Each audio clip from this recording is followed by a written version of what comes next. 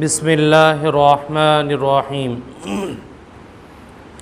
یا ایہا الناس اتقوا ربکم ان زلزلۃ الساعۃ شیء عظیم صدق اللہ مولانا العظیم اللہم صلی علی سیدنا و مولانا محمد وعلی آل سیدنا و مولانا محمد وبارک وسلم۔ محترم بزرگوں اور دوستوں، عزیز ساتھیوں، میرے دل کے اندر ایک درد اور کڑن ہے۔ میں چاہتا ہوں کہ وہ درد ہم سب کا درد بنے۔ وہ درد کیا ہے؟ وہ درد یہ ہے کہ ہم دنیا کے اندر جو اعمال کرتے ہیں، دنیا کے اندر جو کام کرتے ہیں، ہر ایک عمل کا قیامت کے دن حساب دینا پڑے گا۔ اللہ رب العزت ایک ایک عمل کے بارے میں باز پرس کرے گا۔ اور کس دن باز پرس کرے گا؟ اس دن باز پرس کرے گا کہ جو بہت خطرناک دن ہوگا، جس دن کی ہولناکی اللہ تبارک و تعالی نے قرآن کریم کے اندر جگہ جگہ بیان فرمائی۔ نبی پاک علیہ الصلاۃ والسلام نے صحابہ کرام کے سامنے اس ہولناکی کا تذکرہ کیا تاکہ انسان کو یہ احساس پیدا ہو سکے کہ جب مجھے اتنے خطرناک دن میں اللہ کے سامنے کھڑے ہو کر اپنے ہر عمل کا حساب دینا ہے، تو مجھے اپنی زندگی کے اندر اس کی تیاری کرنی چاہیے۔ میرے بزرگوں، میں نے جو قرآن کریم کی آیت تلاوت کی، اس آیت کریمہ کے اندر اللہ رب العزت نے اس ہولناکی کو بیان فرمایا۔ کہا یا ایھا الناس اتقوا ربکم، لوگو تم اپنے پروردگار سے ڈرو۔ ان زلزلۃ الساعۃ شیء عظیم، بے شک قیامت کا جھٹکا بڑا خطرناک ہوگا۔ کیسا خطرناک ہوگا؟ اللہ رب العزت اس کو بھی بیان کرتا ہے۔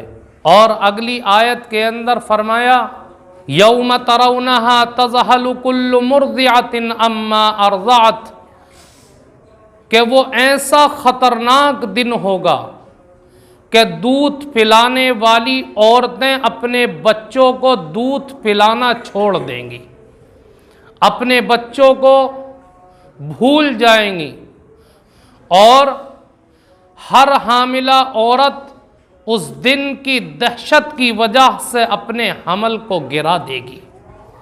وَتَرَى النَّاسَ سُكَارَىٰ وَمَا هُمْ بِسُكَارَىٰ وَلَٰكِنَّ عَذَابَ اللَّهِ شَدِيدٌ۔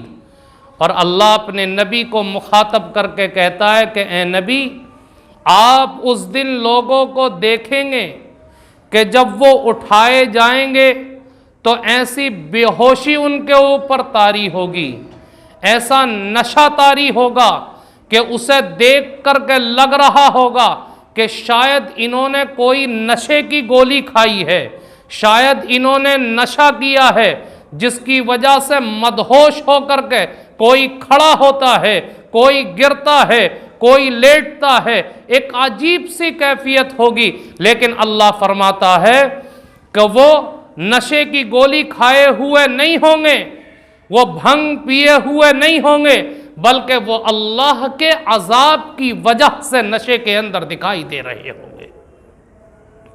ایسے خطرناک دن کے اندر ہمیں اللہ رب العزت کے سامنے اپنے ہر عمل کا حساب دینا پڑے گا۔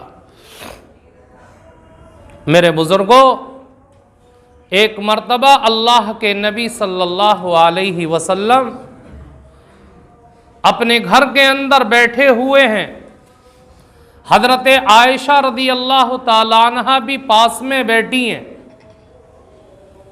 حضرت عائشہ کی آنکھوں سے آنسو جاری ہو گئے۔ اللہ کے نبی صلی اللہ علیہ وسلم کی نظر جب عائشہ کے چہرے پر پڑی تو آپ معلوم کرتے ہیں ما یبکی کی یا عائشہ، عائشہ کیوں رو رہی ہو؟ تمہارے آنسو کیوں نکل رہے ہیں؟ کون سی چیز تمہیں رونے پر مجبور کر رہی ہے؟ حضرت عائشہ رضی اللہ تعالیٰ عنہ کہتی ہیں، اللہ کے نبی، مجھے یہاں بیٹھ کر قیامت اور دوزخ کا منظر یاد آ گیا۔ آج تو ہم آپ کے پاس بیٹھے ہوئے ہیں، کیا کل قیامت کے دن آپ اپنے گھر والوں کو یاد کریں گے؟ اپنے گھر والوں کو پوچھیں گے؟ تو اللہ کے نبی صلی اللہ علیہ وسلم جو جواب دیتے ہیں وہ 3 باتیں جواب کے اندر بیان کرتے ہیں۔ لیکن میرے بزرگوں، اس جواب کو بیان کرنے سے پہلے ہم اس بات کا عہد کریں کہ جواب کے متعلق جو چیزیں بیان کی جائیں گی ہم اس کے اوپر عمل کرنے کی کوشش کریں گے۔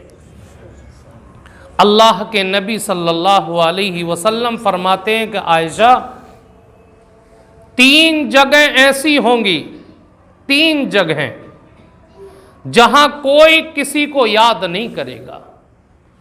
ہر آدمی کو اپنی پڑی ہوگی، دوسرے کی فکر نہیں ہوگی، صرف آدمی اپنے بارے میں سوچے گا۔ اور وہ کیا ہوگی 3 جگہ؟ اللہ کے نبی فرماتے ہیں کہ 3 اعلان اللہ کی طرف سے کیے جائیں گے، اور ان 3 اعلانوں کو سن کر کے ہر انسان کا پتا پانی بن جائے گا۔ کیا اعلان ہوں گے؟ آقا فرماتے ہیں کہ سب سے پہلا اعلان اللہ کی طرف سے یہ ہوگا کہ میرے بندوں کے اعمال کو وزن کیا جائے، کہ جب انسان کے لیے یہ اعلان کیا جائے گا اللہ کی طرف سے کہ ہر کسی کا وزن کیا جائے، ہر کسی کے اعمال کو تولا جائے، تو انسان اس فکر کے اندر ڈوب جائے گا کہ میرے اعمال وزنی نکلیں گے یا میری برائیاں غالب آ جائیں گی اور برائیوں کا پلڑا بھاری ہو جائے گا۔ اس وقت آقا فرماتے ہیں کہ کوئی کسی دوسرے کے بارے میں نہیں سوچے گا۔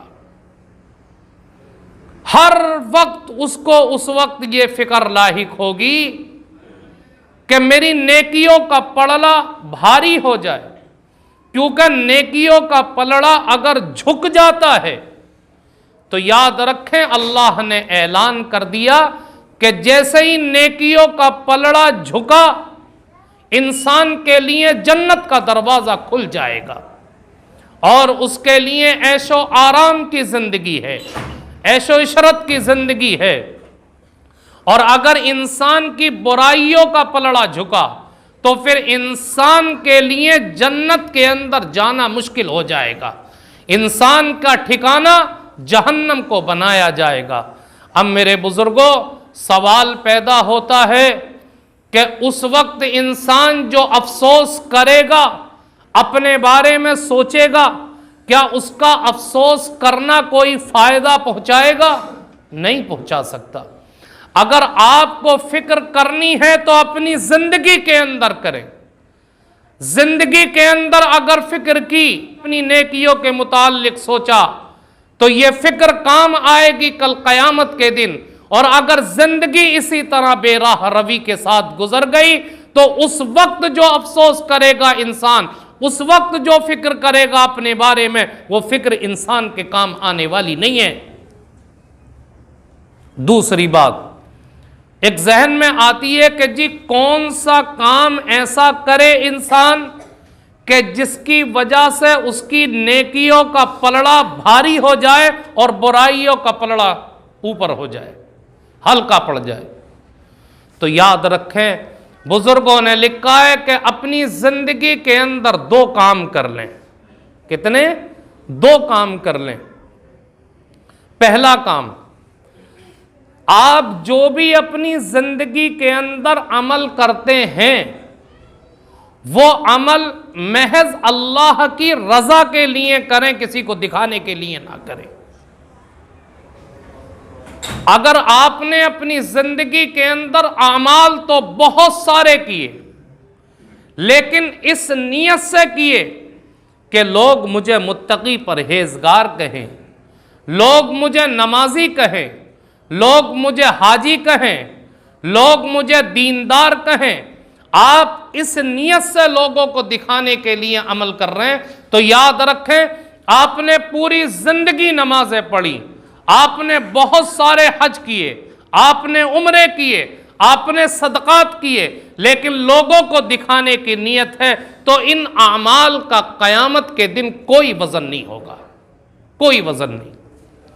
اور قرآن کریم کے اندر اللہ رب العزت نے اس کی مثال دے کر کے فرمایا کہ انسان دکھانے کے لیے جو عمل کرتا ہے اس عمل کی مثال ایسی ہے جیسے باہر کوئی پتھر پڑا ہوا ہے، اس پتھر کے اوپر ہوا کی وجہ سے دھول آ کر کے جمتی رہتی ہے۔ جیسے گاڑیاں کھڑی کرتے ہیں باہر تو دیکھیں کہ دھول جم جاتی ہے، 2-3 دن آپ ہاتھ نہ لگائیں تو کوئی سامان رکھ دیں تو اس کے اوپر گرد و غبار جم جاتا ہے، لیکن اس گرد و غبار کا کوئی وجود نہیں ہوتا۔ جیسے ہی ہلکا سا پانی پڑے گا وہ گرد و غبار دھل کر کے بہہ جاتا ہے، اور وہ پتھر جیسے پہلے صاف ستھرا اور چٹیل تھا، بارش پڑنے کے بعد ویسے ہی صاف ستھرا اور چٹیل ہو جاتا ہے، وہ دھل کر کے ختم ہو جاتی ہے۔ ایسے ہی انسان دکھانے کے لیے جو اعمال کرتا ہے ان کا کوئی وزن اور وجود نہیں ہوتا، وہ اشارے کے اندر اڑ جاتے ہیں۔ تو اگر انسان دکھاوے کے لیے کوئی عمل کرتا ہے تو کل قیامت کے دن اس کے اعمال کے اندر وزن نہیں ہوگا۔ تو کیا کریں؟ جو بھی عمل کرتے ہیں، نماز پڑھتے ہیں، روزہ رکھتے ہیں، حج کریں، عمرہ کریں، زکوٰۃ دیں، صدقہ کریں، نفلی عبادت کریں، تسبیح پڑھیں، جو بھی کریں صرف اس نیت سے کریں کہ میرا اللہ مجھ سے راضی ہو جائے۔ تو اگر آپ نے یہ کام کر لیا تو آپ کے اعمال کا پلڑا بھاری ہو جائے گا۔ دوسرا کام، اپنی زندگی کے اندر اس بات کی فکر کریں کہ آپ کے اوپر اگر کسی کا حق نکلتا ہے تو آپ اس حق کو ادا کرنے کی کوشش کریں۔ اگر آپ نے کسی کا حق مارا ہے دنیا کے اندر تو آپ چاہیں بڑے بڑے اعمال لے کر کے جائیں، لیکن وہ سارے کے سارے اعمال کل قیامت کے دن ان لوگوں کے درمیان تقسیم کر دیے جائیں گے جن کا حق آپ مار کر کے آئے ہیں۔ اللہ کے نبی علیہ السلام نے ایک مرتبہ صحابہ سے معلوم کیا، تم جانتے ہو کہ سب سے بڑا مفلس اور غریب کون ہے؟ صحابہ کہتے ہیں اللہ کے نبی جس کے پاس روپیہ پیسہ نہ ہو، جس کے پاس مال و دولت نہ ہو، وہ سب سے بڑا مفلس اور غریب ہے۔ اللہ کے نبی فرماتے ہیں کہ نہیں، سب سے بڑا مفلس اور غریب وہ نہیں ہے جس کے پاس مال و دولت روپیہ پیسہ نہ ہو، بلکہ سب سے بڑا مفلس اور غریب وہ ہوگا کہ وہ دنیا سے بڑے بڑے اعمال کر کے گیا، نیکیوں کا ذخیرہ لے کر کے گیا، لیکن ساتھ میں لوگوں کے حقوق مار کر کے گیا ہے۔ تو جب اللہ کے سامنے حاضر ہوگا تو وہاں تو ہر ایک کا عدل و انصاف ہوگا، ہر ایک کے بارے میں انصاف کیا جائے گا، کسی کا حق نہیں مارا جائے گا۔ وہ اللہ کے سامنے کھڑے ہو جائیں گے اور کہیں گے مولا کریم یہ دنیا کے اندر ہمارا حق مار کر کے آیا ہے، آپ اس سے ہمارا حق دلائیے۔ اللہ رب العزت اب ان حق والوں کو ان کا حق دلائے گا، تو وہاں پر روپیہ پیسہ تو ہوتا نہیں، وہاں تو نیکیاں حقوق کی ادائیگی کے لیے بانٹی جائیں گی، اور ساری کی ساری نیکیاں ان لوگوں کے درمیان اس کی تقسیم کر دی جائیں گی جن کے حق مار کر کے آیا۔ اب بھی کچھ لوگ کھڑے رہیں گے، اللہ ہمارا حق تو باقی رہ گیا، نیکیاں تو سب ختم ہو گئیں۔ تو اب اللہ کہے گا کہ تمہارا جو حق باقی بچا ہے، اپنی برائیاں اس کے سر کے اوپر ڈال دو۔ تو کیا ہوا؟ نیکیاں تو بہت ساری کر کے لے کے گیا، لیکن ساری کی ساری حقداروں کے اندر لٹ گئیں، اور جن کا حق بچا تھا ان کی برائیاں اور سر کے اوپر لاد دی گئی۔ آقا فرماتے ہیں کہ یہ سب سے بڑا مفلس اور غریب انسان ہوگا۔ تو ہم کسی کا حق دبانے کی کوشش نہ کریں۔ اگر ہمارے اوپر کسی کا حق نکلتا ہے تو پھر ہم اس کے حق کو ادا کریں۔ اگر ہم نے لوگوں کے حقوق کو ادا کیا تو یاد رکھیں کہ ہماری برائیوں کا پلڑا ہلکا ہو جائے گا اور نیکیوں کا پلڑا جھک جائے گا۔ تو اللہ کے نبی نے پہلا موقع بیان فرمایا کہ جب اللہ کی طرف سے یہ اعلان ہوگا کہ میرے بندوں کے اعمال کو تولا جائے، اس وقت کوئی کسی کو نہیں پہچانے گا۔ دوسرا موقع آپ نے بیان فرمایا کہ اللہ کی طرف سے دوسرا اعلان کیا جائے گا کہ بندوں کے اعمال کو تقسیم کر دیا جائے، بندوں کے اعمال کو تقسیم کر دیا جائے، جس کو کہتے ہیں اعمال نامہ، کہ اعمال نامہ تقسیم کر دیا جائے۔ جب یہ اعلان ہوگا تو اللہ کے نبی فرماتے کہ اس وقت بھی آدمی کو اپنی فکر ہوگی، دوسرے کے بارے میں نہیں پہچانے گا، دوسرے کے بارے میں نہیں سوچے گا، کیونکہ ہر آدمی یہ سوچ میں پڑا رہے گا کہ میرا اعمال نامہ داہنے ہاتھ میں ملتا ہے یا بائیں ہاتھ میں ملتا ہے۔ اگر داہنے ہاتھ میں ملا تو کامیابی کی دلیل ہے کہ اللہ رب العزت کامیاب کر دے گا، اور اگر بائیں ہاتھ میں ملا ہے تو پھر اللہ اس کے لیے ناکامیابی کو مقدر بنا دے گا اور اس کے لیے جہنم کا فیصلہ ہوگا۔ تو اس موقع پر بھی انسان اپنے بارے میں سوچے گا، دوسرے کے بارے میں نہیں سوچے گا۔ اب سوال پیدا ہوتا ہے کہ جی کون سا ایسا کام کیا جائے کہ جس کی وجہ سے اعمال نامہ داہنے ہاتھ میں ملے تاکہ اللہ کے یہاں کامیابی مل سکے، بائیں ہاتھ میں اعمال نامہ نہ ملے؟ تو ایک کام کر لیں، یہ اس لیے بتا رہا ہوں تاکہ ہم اپنی زندگی کے اندر عمل کریں۔ ایک کام کر لیں، کیا؟ اپنی زندگی کے اندر آپ جو بھی کام کریں یہ سوچ کر کے کریں کہ اس کا مجھے اللہ کے یہاں حساب دینا ہے۔ آپ اگر کوئی بات بول رہے ہیں تو یہ سوچ کر کے بولیں کہ اس کا مجھے اللہ کے سامنے حساب دینا ہے۔ اپنے کانوں سے کوئی بات سن رہے ہیں تو یہ سوچ کر کے سنیں کہ مجھے اس کا اللہ کے سامنے حساب دینا ہے۔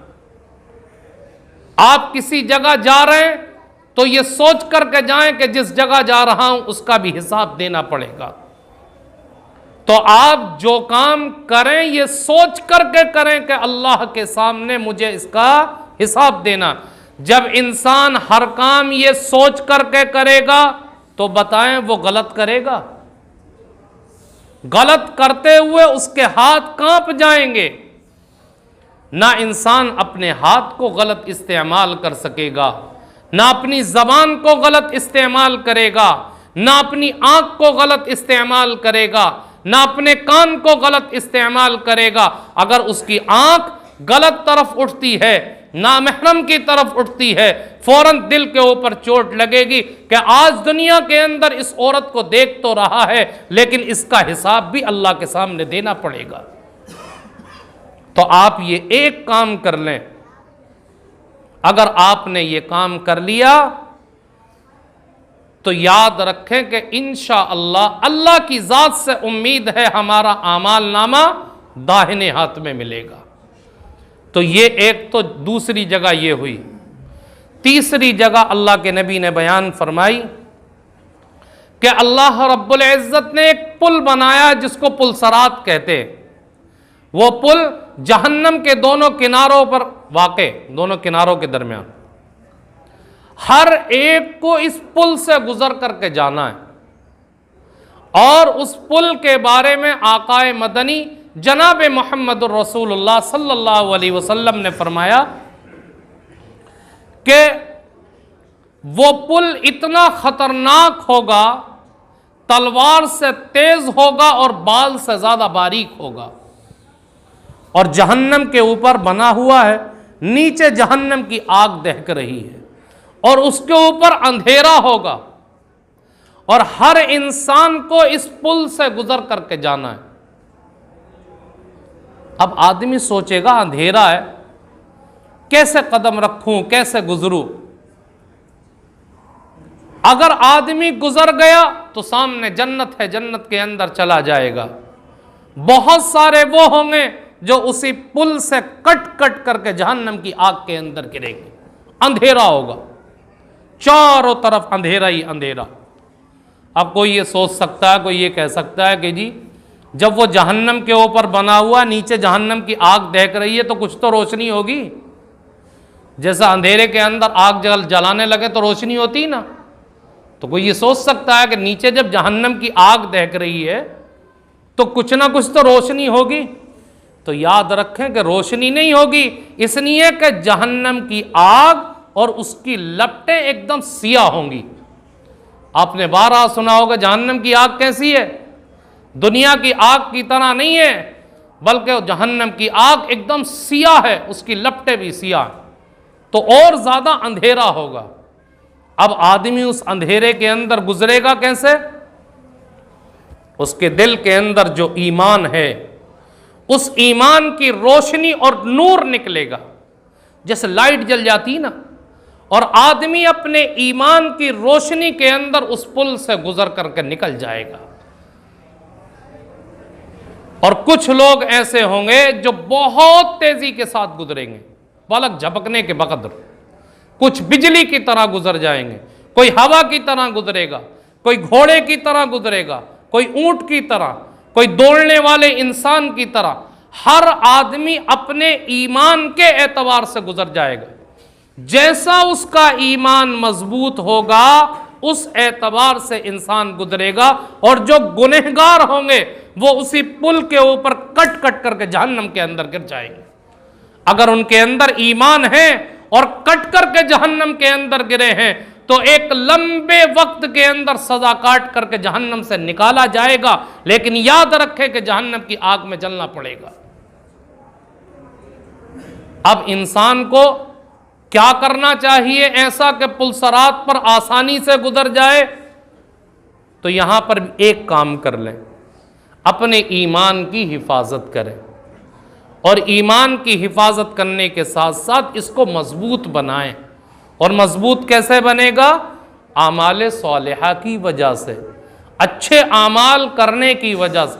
اب ہم اچھے اعمال کرنا ہی نہیں چاہتے، پورا ہفتہ گزر جاتا مسجد کے قریب ہی نہیں آتے، تو ایمان مضبوط کیسے ہوگا جی؟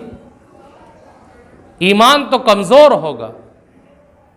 ایمان اگر مضبوط کرنا ہے تو اعمال صالحہ کرنے پڑیں گے، اور جب ایمان مضبوط ہوگا تو آدمی اپنے ایمان کے اعتبار سے پل صراط سے گزر جائے گا۔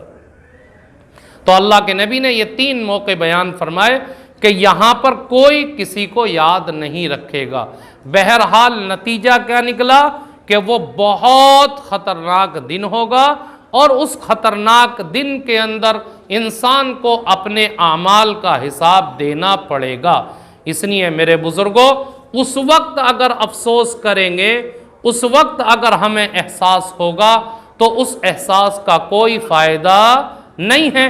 یہ آج ہی احساس کر لیں کہ ہمیں اتنے خطرناک دن میں اللہ کے سامنے کھڑا ہونا ہے، اور جب یہ احساس دلوں کے اندر پیدا ہوگا تو انسان کے لیے اپنی زندگی میں اچھے اعمال کرنا آسان ہو جائے گا۔